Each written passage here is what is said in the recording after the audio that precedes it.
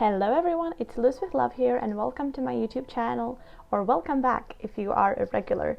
If you are new here, please make sure to push that subscribe button and ring the bell so that you don't miss any of my new videos. So today we are going to be building something very special. This will be a little hut in a magical forest. I was kind of inspired by Hagrid's hut from Harry Potter. To make this, but the forest is, you'll see, it turns out looking very magical. There's a lot of twinkly lights around. I'll tell you a story from the Czech mythology, which I was inspired by, not mythology, Czech folklore.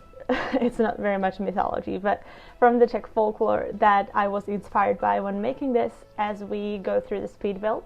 So as you can see, I'm just placing around a bit of trees all around the place. I added a pool, which we will turn into like a little pond with some springs, which look really nice in my opinion, if I may say so myself. And I use a lot of debug trees because a lot of the trees that we do have out of debug are quite big, like the pine trees.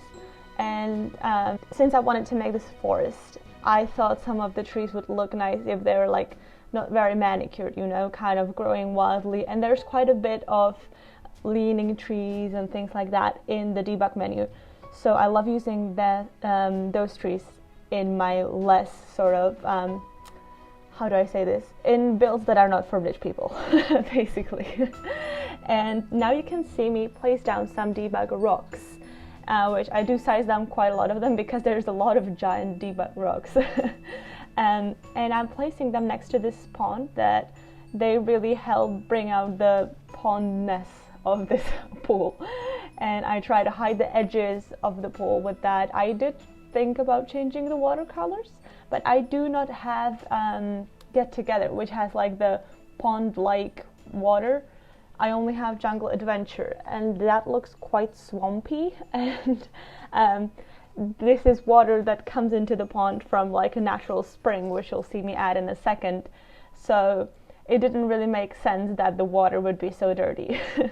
So yeah, just scrolling through the debug menu a lot to place the rocks all around the bottom of the pond, so you really don't see it as a pool, but more as a pond. I didn't play test the pond, so I'm not sure if you can swim in it. It would be cool if you could, but I'm not sure about it. So if you do try it, let me know. Yeah, it just took a while to place down all the rocks, make it look natural.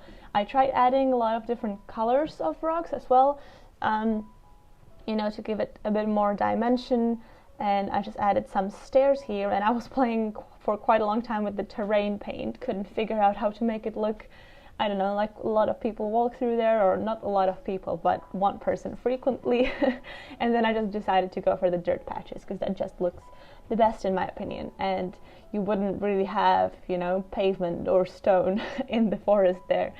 And terrain paint is actually my #1 tip for landscaping. If you're ever struggling with landscaping, just add plenty of terrain paint. And now you can see me add the springs, which are actually the fountains, which I sunk into the rocks. And I did cut out quite a bit of me placing those because I placed a lot of them.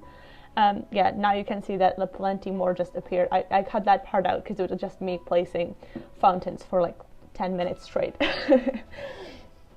Anyways, I'm just trying to make the little pond blend in a little more, adding a lot of plants around it. Again, plants. If you want to make something look good, just add plenty of plants in The Sims. It's gonna look great. And I was really trying to make this look, you know, natural. So like nobody's really taking care of this place. Of course, there's somebody living in the hut, and they're like, I don't know, they maybe, if something grows on the path, they clear it and things like that. But they don't really like restrict the wildlife in any way. So I added a lot of ferns, a lot of plants, and I was kind of struggling with how to make this hill blend in because I wanted to add rocks, and you'll see me add some at first. But they were kind of hard to place, and they didn't look as good as I expected they would. So then I ended up with an idea of just adding plenty of plants. I was trying to first somehow fill in the edges of the forest, and then I decided, you know what, I'll just place plenty of trees there. That looks the most realistic to me. So this build is in Glimmerbrook, and I have been loving building in Glimmerbrick. It's probably one of my favorite worlds to build, and maybe after Sulani. But yeah, it's a beautiful forest world. I think we need more forests in The Sims. Of course, we have, you know, the outdoor retreat world, but honestly, I don't have that pack, so this is my only forest world, and I love building in it. It's really lovely, and it really channels those witchy vibes. And I know it's an unpopular opinion because a lot of people were not very happy about Glimmerbrick. I can't even pronounce it, but I do like it. I do think it's one of the better worlds that we have, definitely. And you know, there's less lots, but I really like the lots that we do have. If you replace the original builds with your own, that is.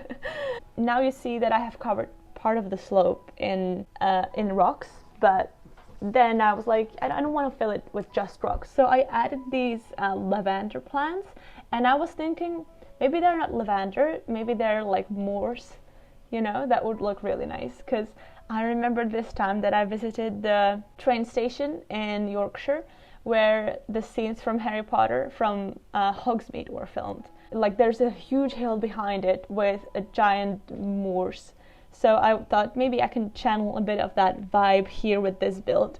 And yeah, now I just added some more plants to the pond and a little bit more terrain paint. And I am gonna come back to the outside once I am finished with the interiors as well. And I'm gonna add some more plants as well, because I don't think you can ever have enough plants in a build like this. So yeah, here just filling in the gaps behind the rocks as well to make it look natural, so that no piece of the land is really bare. And then I got the idea to use these little floating lights from Realm of Magic. They're in debug. So I guess now would be the time to tell you the story that I promised from Czech folklore. Basically, they are the story is about these creatures who live in swamps or in the forests, and they lure people and then drown them in the marshes. It's kind of like sirens, but in the forest, if you think about it.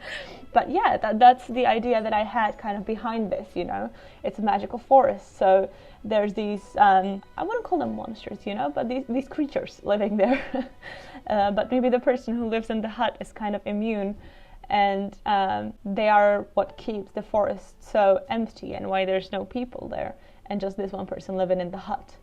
So that was kind of my inspiration. You guys know that I always like to build my builds around stories, and that I always like to make up my own ideas when I'm making a build and kind of figure out who lives there and why they live there and why is this build this way and that build that way. So for the windows, I did use the Realm of Magic windows, the, what is it called in English? Come on, I forgot the word, but you can see the stained glass, that's it. Sorry. The stained glass windows, because I absolutely love those windows. I love using them in my builds. And even though they, at first I thought they may be a little out of place, I think they do blend in really well, because you know, this place is like magical. And now I'm moving on to furnishing the insides. And when I was doing that, my camera was kind of going haywire, because there's those floating lights up there. So it views it as there being like another floor. So my camera kept going up and down and up and down. It was like being on a roller coaster. I did try and edit as much of it out as I could, but if you can see it at any point, I'm sorry. Yeah, I did add the wood stove and, you know, the old-fashioned fridge, like the icebox fridge, because if I had outdoor retreat, I would probably add like a cooler instead of that fridge, but I think this looks more magical. And you can't not have a fridge. If I could, I wouldn't put a fridge in this, but it wouldn't make it livable. So, and I was trying to figure out where to put the bed. Then I decided to just go with a single one, and I surrounded the head of the bed with plenty of flowers, so I hope the person sleeping in it is not allergic to flowers. That would be really bad. But yeah, just a lot of greenery, and I added some, what did I add? Yeah, I added 3 Realm of Magic paintings. I also really like those. I've just been really enjoying Realm of Magic, guys. I love building with it. And I added like a little sofa, and those hanging plants. I think they're from Movie Hangout, which I just recently got and a giveaway. So that was a really nice surprise. And now I'm just gonna clutter up the kitchen a little. And I do use debug a lot. I added like those little, they're not fossils, those rocks that you can get from digging up, you know, the dig sites around the world. So I just put those up. I added some of the normal non-debug decor as well. Yeah, I just find debug really nice at filling in shelves. I thought I would put some of the elixirs, but then I just found out that I don't need them to fill the space. So I thought, you know, the person that lives here is probably not magical, so they don't have to be. Anytime I build in Glimmerbrook, I'm kind of like, ooh, a wizard lives here. But you know, they don't have to. It could be a muggle. I'm adding, just some spatulas and little baskets from Jungle Adventure to the shelves. And I added a little teddy bear on the sofa because I like doing that. I think it looks adorable. And now I moved on to the bathroom. I used the toilet that your Sims can create on the woodworking table. I wanted to add a bathtub. Couldn't fit a hot tub in it, but I wanted to add a bathtub. But then I realized it's not working. The toilet is too big, it's in the way. I'm just gonna add a shower. And I think it turned out pretty good. The bathroom is like, it's not a kind of bathroom that I would want, but it's a bathroom that very much fits this build. So for the lights, I added like the little bug light, some of the lanterns, and the candle chandelier. And now you can see me going back to the landscaping, because as I said, I think you can never have enough landscaping in your builds. So I'm just adding some more rocks, some more plants, making this look a little more overgrown. And yeah, I just added a bin now and a mailbox, I think, and that'll be it. No, I'm adding a bench as well. I'm gonna add a bench. Oh, and I added like this little bird fountain. But I really like how I blended in the bench. I feel like when you're making a forest or something, it's really important to make things like benches, you know, blend in. And I think surrounding it with plants like that really works. Anyways, there goes the bin, there goes the mailbox, and now we're looking at the screenshots. I did edit the screenshots a little because I didn't take them at the most convenient times of the day, but we're getting towards the end of the video here. So let me just take this second to ask you to please subscribe, like this video, and comment if you enjoyed it. And don't forget to follow me on Twitter and Instagram, because I do ask my followers what should my next videos be on there. I hope you're having a wonderful day, and bye!